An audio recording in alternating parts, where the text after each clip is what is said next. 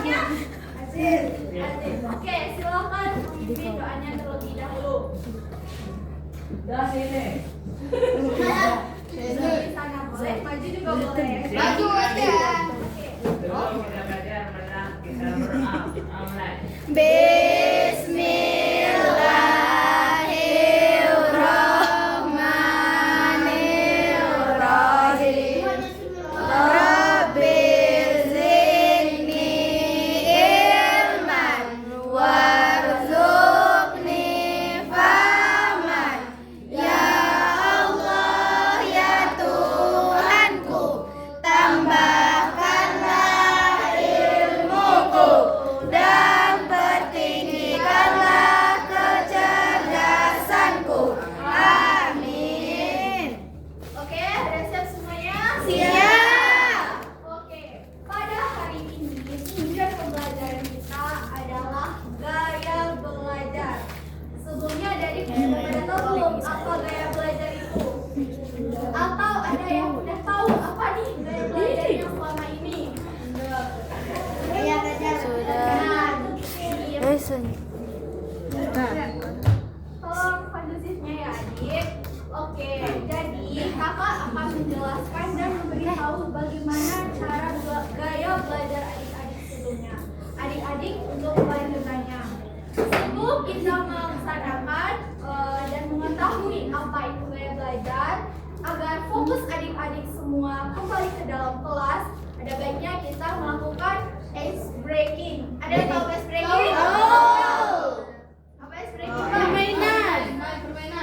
Nah, oke. Jadi ice breakingnya gini. Misalnya, kalau kakak bilang pagi, kalian tepuk tangan 1 kali. Kalau kakak bilang siang, berarti 2 kali. Dan kalau kakak bilang malam, berarti kosong. Tidak ditepuk tangan.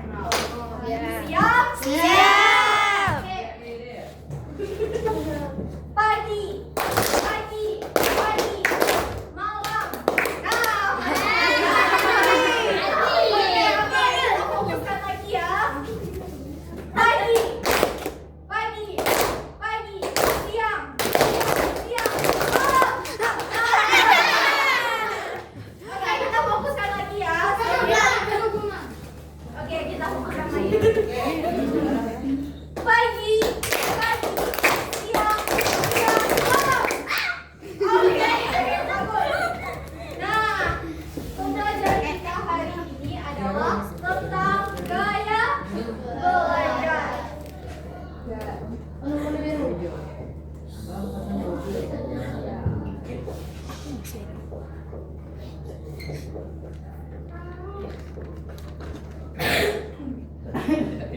Nah, ada yang tahu apa itu gaya belajar? Oke. Jadi, gaya belajar itu adalah bagaimana cara kita mengelola atau memahami suatu informasi. Nah, gaya belajar terdiri dari 3. Yang pertama, ada yang tahu? Yang pertama, kalau PBS itu mata pelajaran. Nah, yang pertama ada visual.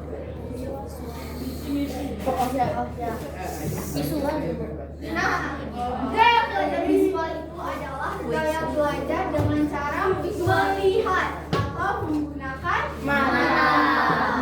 Ada yang bisa kasih contoh kakak? Apa yang bisa kita pelajari dari gaya visual? Nah, bagus.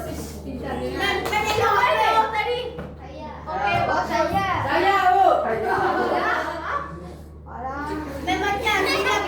Jadi, visual itu yang bisa dilihat oleh mata kita.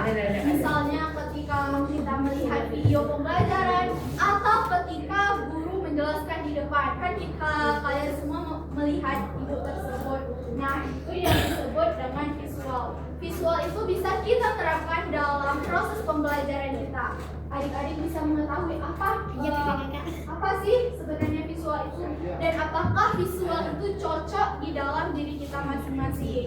Ada yang udah tahu apakah visual itu ada di dalam dirinya, atau bisa gaya belajar kalian misalnya melihat suatu benda atau melihat video, atau lebih menangkap ketika kalian melihat video atau ketika guru menjelaskan. Ada yang bisa? Oke, belum. Nah, yang kedua ada gaya belajar auditori.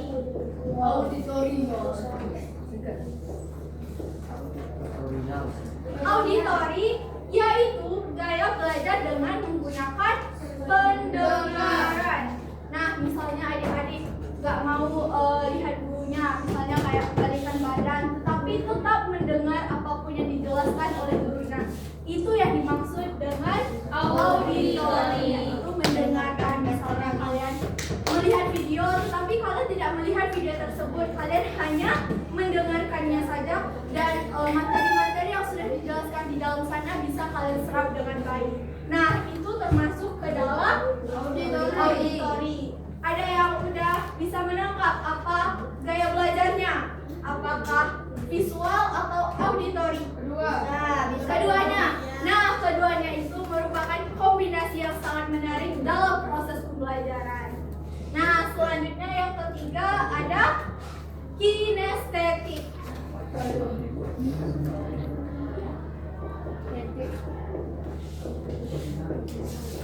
Nah, gaya belajar kinestetik yaitu gaya belajar dengan misalnya kayak kalian menghafal pelajaran tapi kalian bawa jalan-jalan dan itu lebih cepat kalian tangkap. Nah, itu yang disebut dengan gaya belajar kinestetik. Atau misalnya ada yang ditanyakan?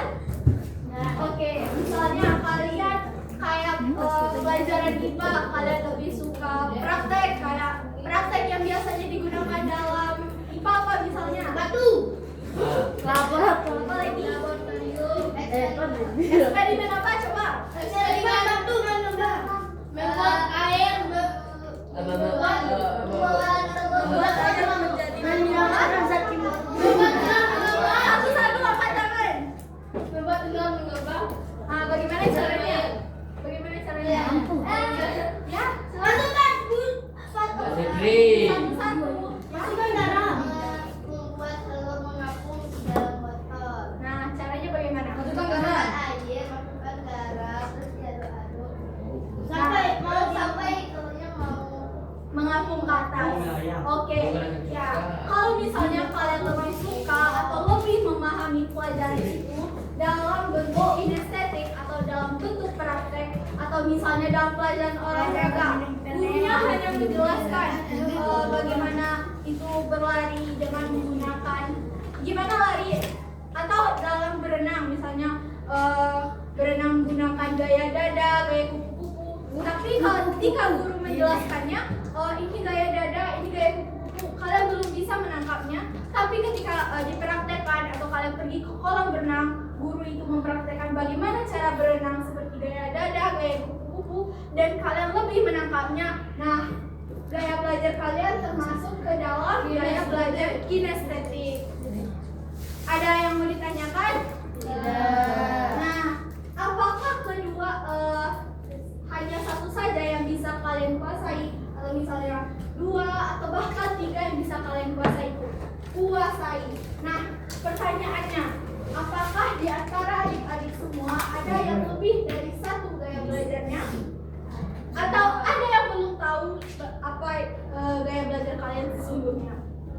Nah, untuk mengetahui bagaimana gaya belajar kalian, kalian bisa mempraktekkannya di rumah.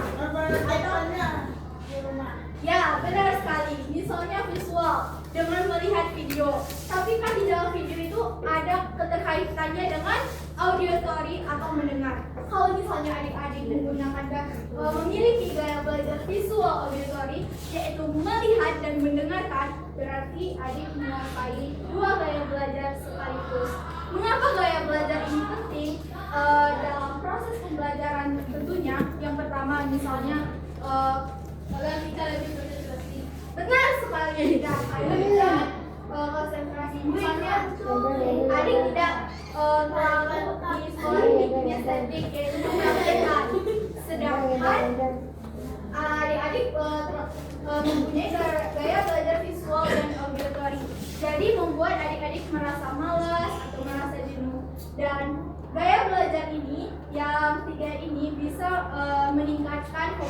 dalam proses pembelajaran.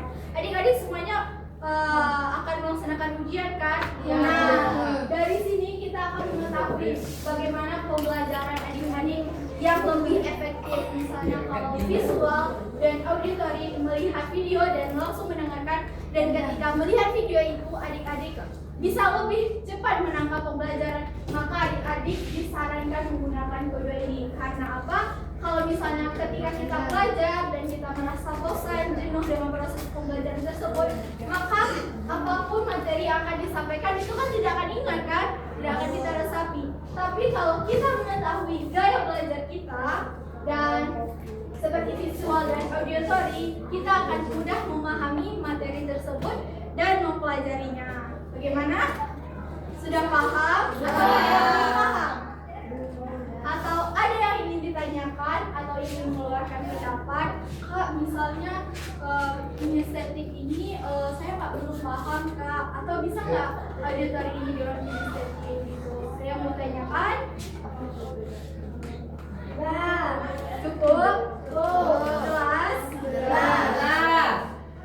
Nah, selanjutnya kakak meminta, ini ada berapa orang di sini? 26. Berapa? Yang hadir. Yang hadir berapa sekarang? 26. 25. 25. Oke. Ini kelompok 1, ini kelompok 2, ini kelompok 3, ini kelompok 4. Tugasnya yang kelompok 1, coba kalian tulis apa gaya belajar yang bisa dilakukan secara visual. 5 saja. Bisa? Contohnya apa?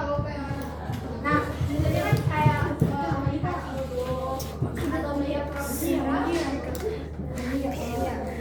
Nah, bisa itu juga bisa dilihat gambar atau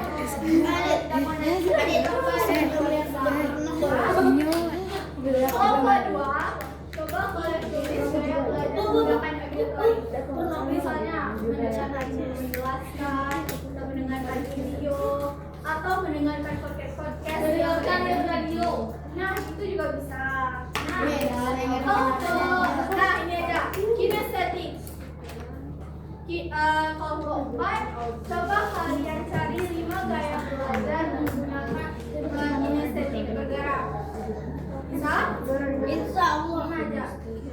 Oke, bisa? Satu kelompok itu satu kertas saja. Nanti temannya yang nulis, misalnya ada temannya yang bilang gaya belajar yang pertama yaitu berenang, misalnya berlari.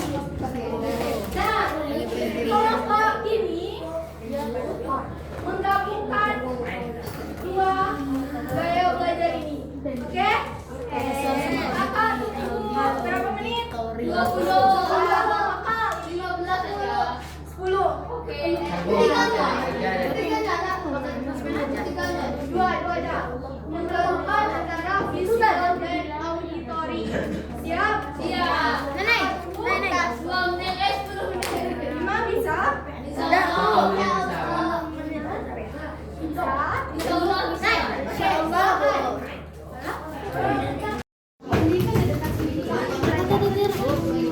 BPUPKI. BPUPKI. Lalu pergerakan. Bu, permisi untuk minum ya, Bu.